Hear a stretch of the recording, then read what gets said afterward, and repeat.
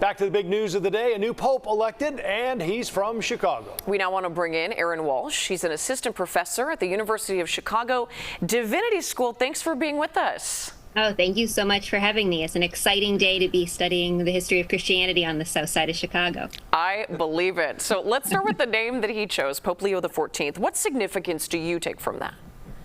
I think you'll see a deep dive into, sort of the why he chose this name, and hopefully he's going to reflect himself on why he chose this name. I immediately thought of Leo XIII, the last Leo, partly because one of his famous encyclicals, Rerum Novarum, he really talks about the worker and the dignity of work. He was known for critiquing the excesses of capitalism.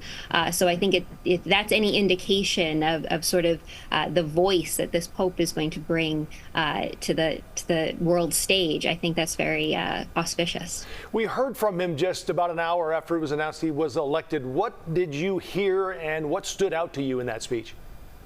I think certainly it was a message of peace, a message of bringing people together.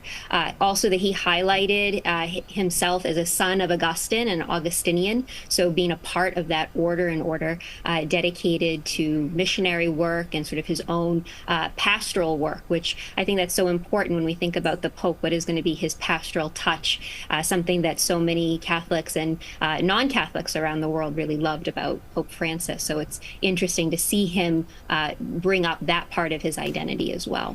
And on that note, based on his background and this selection, do you expect him to follow in Pope Francis's footsteps, or do you think he might branch out a little bit? We're hearing from continuity from a lot of people.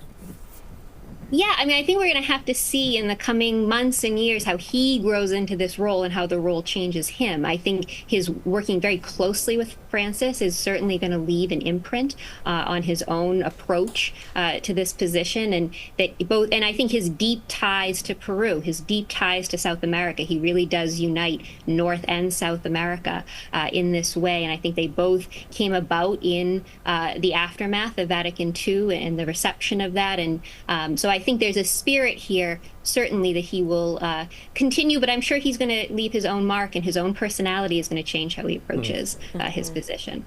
Great perspective. Erin Walsh, thank you for your time and your insight. Appreciate it. Thanks, Erin. Thank you so much.